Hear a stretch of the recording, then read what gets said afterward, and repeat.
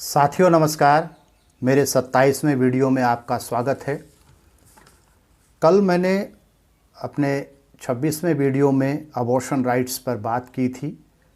हाल में ही supreme court का एक महत्वपूर्ण जजमेंट आया है और उसकी पहली जो कड़ी है वो हमने कल अपलोड की थी।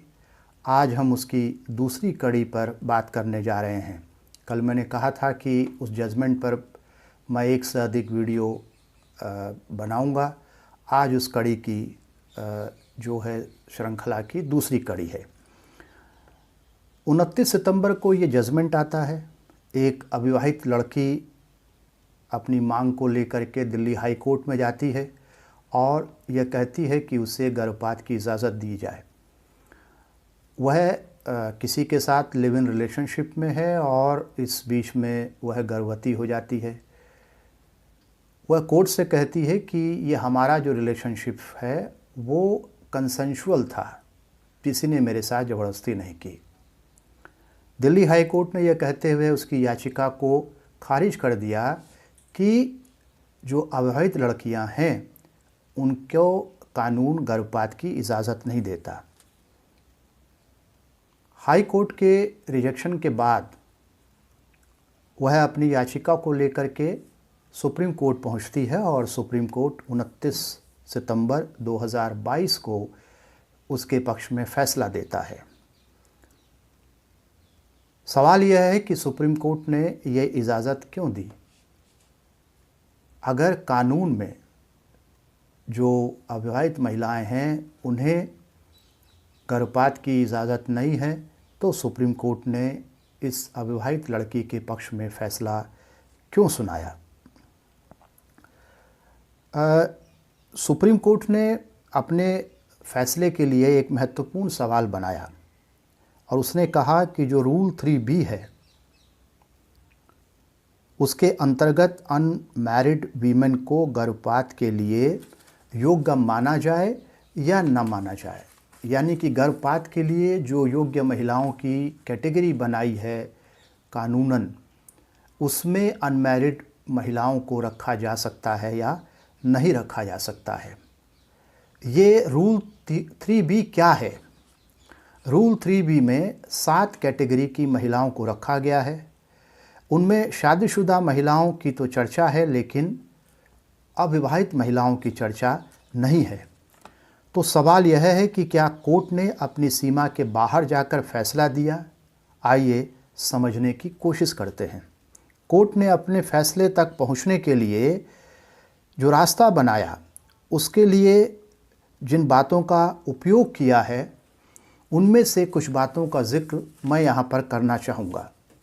दरअसल यह जजमेंट जो है एक लॉ का तो जजमेंट है ही, लेकिन यह एक एजुकेशनल जो डिस्कोर्स है उसका भी हिस्सा दिखाई देता है। जो बिंदु और जो रास्ते और जो मीन्स सुप्रीम कोर्ट ने इस फैसले तक बनाने के लिए इस्तेमाल किए, उनमें सबसे पहला जो टूल है वो उन्होंने जो इस्तेमाल किया वो है कार्डिनल प्रिंसिपल का। कार्डिनल प्रिंसिपल का मतलब यह है कि किसी भी फैसले को देते वक्त सबसे महत्वपूर्ण जो बात है, सबसे महत्वपूर्ण सिद्धांत वो क्या होगा। कोर्ट ये कहता है कि अगर कानून में शब्दों में कोई बात साफ साफ नहीं है तो हमें जो कानून बनाने वाले लोग हैं यानी लेजिस्लेचर है, उसकी इंटेंशन को, उसकी नीयत को समझने की ज़रूरत है। और ये नीयत जो है कहाँ से समझ में आएगी? उस कानून में जो है, जो क्यों बनाया गया है, उस कानून का मकसद क्या है, वह किन के भले के लिए बनाया गया है, किन के बेनिफिट के लिए बनाया गया है, उसे भी देखने की ज़रूरत है। दूसरा, कानून को समाज की मान्यताओं के साथ चलना चाहिए। ये दूसरा प्रिंसिपल है जो कि सुप्रीम कोर्ट ने अपने सामने रखा कि समाज की बदलती हुई जो चाहते हैं, बदलते हुए जो जीवन के सिद्धांत है, जीने के तरीके हैं, कानून को उन्हें भी ध्यान में रखना चाहिए। तीसरा ये है कि validation to non traditional manifestation of familial relationship. ये ठीक है कि अभी भी जो हमारे बहुत सारे कानून हैं वो परिवार को केंद्र में रख करके बनाए जाते हैं, लेकिन ऐसे बहुत सारे लोग हैं जो परिवार की सीमाओं में बंधना नहीं चाहते या फ़िलहाल नहीं बंधना चाहते हैं। तो क्या उन्हें कानून की प्रोटेक्शन नहीं मिलेगी? तो तीसरा जो सिद्धांत और तीसरा जो टूल उन्होंने इस्तेमाल किया वो ये है कि जो नॉन ट्रेडिशनल फैमिलियल रिलेशनशिप हैं उनको भी मान्यता मिलनी चाहिए। चौथा ये है कि article 14 of the constitution of India वो क्या कहता है। उसके अनुसार राज्य जो है सेक्स के आधार पर किसी के साथ भेदभाव नहीं कर सकता जब वह कानून बना रहा हो। तो इस आधार पर जो है राज्य को मैरिड हो, अनमैरिड हो या सिंगल वीमेन हो, सबको इक्वल स्टेटस देना होगा। पांचवा जो बिंदु है वो यह है कि सुप्रीम कोर्ट ने कहा कि 1961 में भारत की सरकार हर महिला को मैटरनिटी बेनिफिट दे चुकी है। हर महिला का मतलब ये है कि उसमें विवाहित, अविवाहित, सिंगल, डाइवोर्स्ड और जो सेपरेटेड हैं, विडो हैं, उन सब को जो मैटरनिटी बेनिफिट है वो पहले ही दे चुकी है। कोर्ट ने अपने जजमेंट के पैरा 56 में लिखा है कि 1971 के medical termination of pregnancy act में मुख्यतः विवाहित महिलाओं से की बात है। यानी 1971 में जब पहली बार जो है MTP एक्ट आया तो उसमें मुख्यतः जो है विवाहित महिलाओं की बात थी। लेकिन 2021 में जब उस एक्ट में संशोधन किया गया तो उसके ऑब्जेक्ट्स एंड रीजन्स में मैरिड और अनमैरिड के बीच फ़र्क न करके सभी महिलाओं को सेफ और लीगल अबॉर्शन के लाभ देने की बात कही गई है। जो पहला बिंदु था कार्डिनल प्रिंसिपल का, वो कार्डिनल प्रिंसिपल यहाँ पर हमें दिखाई दे रहा है कि जो लॉ मेकर्स हैं उनकी इंटेंशन क्या थी। भले ही वो शब्दों में नहीं उतर पाई, भले ही वो रूल में नहीं आ पाई, लेकिन जो कार्डिनल प्रिंसिपल है वो क्या है? वो ये है कि अगर शब्दों से बात समझ में नहीं आ रही है तो जो इंटेंट है, जो नीयत थी लॉ मेकर्स की, उसको समझा जाए। सातवीं बात जो कोर्ट ने अपने सामने रखी वो थी कि कोर्ट ने अपने पैरा 108 में कहा कि आर्टिकल 21 जो है वो क्या कहता है इस मामले में, और वो उससे हम इस केस पर क्या रोशनी डाल सकते हैं। कोर्ट कहता है कि अ women can become pregnant by choice irrespective of her marital status.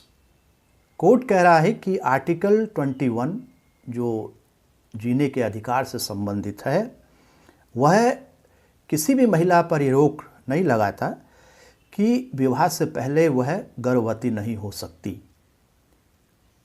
Court कह रहा है कि उसका मैरिटल स्टेटस कोई कुछ भी हो, चाहे वो विवाहित हो, अविवाहित हो, विधवा हो, डाइवोर्स्ड हो, सेपरेटेड हो, वह जो है गर्भवती हो सकती है। और आर्टिकल 21 जो है उसे यह अधिकार देता है कि उसके शरीर पर उसका अधिकार है। आठवां बिंदु जिससे कोर्ट जो है उस अविवाहित लड़की के पक्ष में फैसला देने तक पहुंचा वो है कि आर्टिकल 21 के अंतर्गत और उसका सहारा लेते हुए सुप्रीम कोर्ट ने अपने जजमेंट के पैरा 23 में लिखा है कि it is only the women's consent which is material. इसके अलावा सभी बातें एक्स्ट्रा लीगल रिक्वायरमेंट्स मानी जाएंगी। हाँ, नाबालिग के मामले में पेरेंट्स की जो कंसेंट है वो चाहिए होगी, यानी कि गर्भ रखना है या नहीं रखना है उसमें केवल और केवल जो महिला की इच्छा है, उसकी सहमति है, वही मायने रखती है। बाकी परिवार की, धर्म की, पति की या अन्य किसी जो है पार्टी की जो कंसेंट है उसका कोई मतलब नहीं है। और आर्टिकल 21 अबॉर्शन के मामले में किसी महिला को यह पूरा अधिकार देता है अगर वह नाबालिग न हो तो। इससे पहले भी 21 जुलाई 2022 को सुप्रीम कोर्ट अपने एक फैसले में पहले ही कह चुका है। उसने क्या कहा है मैं पढ़कर आप सबके सामने रख रहा हूँ। ये उस फैसले का जो 21 जुलाई 2022 को फैसला आया, यानी इसी साल, उसके पैरा 106 में कोर्ट लिखता है, I quote, the right to decisional autonomy also means that women may choose the course of their lives. Besides physical consequences, unwanted pregnancies which women are forced to carry to term may have cascading effects for the rest of her life by interrupting her education, her career or affecting her mental well-being. यानी court जो है केवल 29 सितंबर को ही ये बात नहीं कह रहा है, उससे पहले 21 जुलाई 2022 को भी ये कह चुका है कि जो अनवांटेड प्रेगनेंसी है उसकी वजह से महिलाओं के जीवन पर कास्केडिंग इफ़ेक्ट्स पड़ता है, उनकी पढ़ाई रुक सकती है, उनके करियर पर नकारात्मक असर पड़ सकता है और उनके मेंटल वेलबींग पर भी बुरा असर पड़ सकता है। तो इस तरह से हम देखें तो कोर्ट ने अपने सामने एक सवाल रखा था।